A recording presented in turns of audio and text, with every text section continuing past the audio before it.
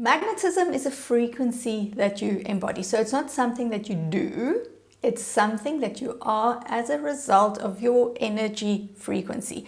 So you can think of your energy, the way that you are in relationship to your desires, as an electromagnetic field that is around you, that you send out into the world. And like radio frequencies, there are so many possibilities that are out there, but if you're tuning into exactly the station that you want, then you hear the music that you want to hear. And so this ability to draw to you what you desire, it can be for physical things like cars or jobs or relationships, or it can be for more intangible things like having more flow and ease in your life, or having more confidence, or healing the relationship that you have with yourself. And that is actually one of the key things. In order for us to be magnetic, to cultivate that magnetism, to embody that magnetic frequency, is we have to start by healing the relationship with yourself. This is what's going to give you the baseline for really becoming magnetic to all of your desires. So with that in mind, there are 4 principles that I feel are going to be so supportive if you want to embody more of that magnetic you, and that's what I want to share with you now. So the first principle is to get clear on your desires. And that is pretty obvious. If you want to have something, you need to first be clear on what exactly it is that you want to have. I think what often happens to us is many of the goals that we hold, many of the ideas that we have about what our lives should look like and how we should live our lives and the things that we should have, all of that could be influenced by the culture that we live in, the way that we were brought up, the stories and the beliefs that we have about ourselves. When we start working with becoming more magnetic to our desires and healing that relationship to ourselves, it's important for us to also get clear about what is it that we desire. So really get true and honest and vulnerable with yourself. What are your desires? Not your parents' desires for you, not your culture's desires for you, not what everyone else is doing with their lives, but what is it that you truly desire? What is it that your heart yearns for? A good practice that you can do here to get you started on what it is that you desire is to create a desire list. So sit down and time yourself for 10 minutes, or play 2 songs while you write this down, and really write down as many things that you can think of that you desire. And then once you've done that, you do that again, because what you'll find is often the first few minutes, it comes very easily. We think of all of these material things that we want to manifest in our lives and the things that we want to have. But as you start beginning to spend more time with this, it's really going to ask of you to go and investigate what is it that your heart really desires. So it begins to cultivate that relationship and that communication with yourself. So that's a very good practice that I can recommend.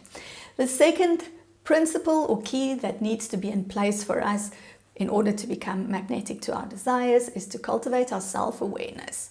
Now here again, it asks for us to be vulnerable and honest with ourselves. So often we might have things in life that we really think we want, that we say we want, but our actions are in total opposite to this. Let's say, for example, you want to start slowing down, you want to build more rest into your day, you want to build more slowness and ease into your day because you're really feeling tired and burnout and you're tired of pushing yourself so hard. And yet, you still continue to fill up your diary. You still go to bed too late. You still spend too much time on social media. So the self-awareness is really necessary for us to begin to see, where in my life am I being in action of something? Where am I doing things that is in direct contradiction to that which I desire, to that which I want to draw into my life? Not to have judgment and to be critical about yourself, about not getting it right or not trying hard enough, but to begin to unravel what are the patterns underneath this? What are the stories underneath this that are causing you to show up in this way, that are causing you to self-sabotage, that are causing you to still act in ways which you don't desire? It is so important for us to have such deep compassion for ourselves when we begin to notice these patterns and these actions that aren't as supportive and as nourishing and as good for us as we would like them to be. The reason why we do things to distract ourselves is because we don't want to feel what is here. We disconnect in order to not feel the unwanted and the uncomfortable and the undesirable emotions and thoughts and sensations. When there are these patterns of avoidance, a good question that you can ask yourself is, what is it that I don't want to feel? And if you're finding this helpful, then let me know by hitting the like button. If you can see that this is a defense mechanism that you are employing, this opens the space for you to hold compassion. So instead of judging yourself for this, you can now hold deep compassion for the way in which you've been trying to move through the world and protect yourself. And from this place, it becomes easier for you to, in very slow baby steps, start choosing differently. So again, a very, very helpful question here when you notice this unwanted behavior and the self-sabotaging is to ask yourself, what is it that I avoid feeling? Okay, then the third principle of becoming more magnetic is to accept your life where it is now. If we are going to be in resistance to where we are, if we are going to judge ourselves for what we have, if we are going to be dissatisfied with our lives and we are always going to wish for something to be different, you're using a lot of energy to fight that internally. You're creating more shadow. You are denying the truth of who you really are. If you think about the principles of manifesting and how like attracts like, how we are all in relationship to everything with us in the world, and the energy that we embody draws to us like energy, it's clear that in order for you to get what you desire out there, you have to give it to yourself first. If you can create an energetic match for that with yourself, you become more magnetic to drawing more of that into your life. You cannot desire love, a loving relationship, if you do not love yourself first.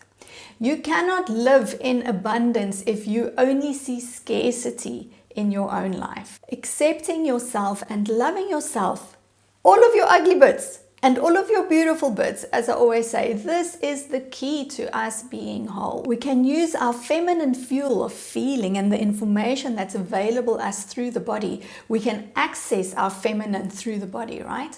We can use that to heal the relationship with ourselves and to feel whole again. You cannot create something different in your life if you are in such resistance and rejection of yourself, because that's ultimately what happens if we don't like what we have in our lives. More often than not, we turn that blade on ourselves and we begin to reject and hate on ourselves for all of the things in our lives that are not working.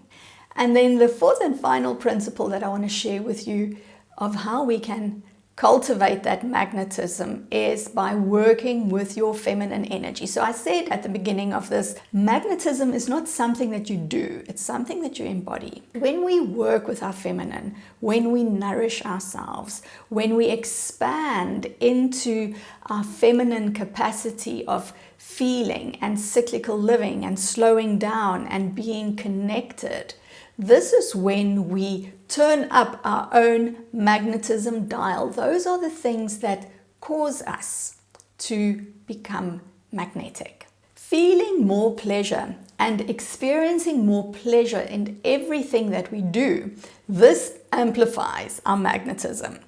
And this is the reason. Think back to a time when you were feeling really relaxed. Maybe you were sitting in the sun drinking a cup of tea. Maybe you were laughing with some friends or with your loved ones. Maybe you were smelling some roses. Whatever sensual pleasure, and I'm using the senses because this is a very easy way for us to tap into our pleasure capacity. So remember back to a time where you really were enjoying yourself, and see if you can remember how you felt in your body. What was the sense of you in your body? I know for me, when I reflect on times when I was really having a great time and I was feeling relaxed and experiencing pleasure, I had a softness in my body.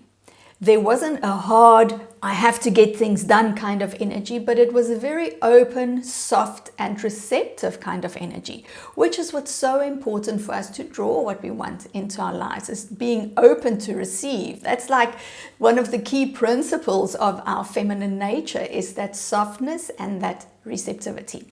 So when we begin to cultivate more pleasure, when we start doing things in a way that we find nourishing, it doesn't mean that we only start doing nice things. It means that we find nourishment in how we do things. So whatever it is that you need to do, whether it's at work or at home, all of your tasks, you can begin to ask, how can I nourish myself while I'm doing this? How can I make this task that I have to do more enjoyable for myself? And this is going to be so helpful for you to begin to expand your pleasure capacity, to begin to open up to being more receptive and to receiving more.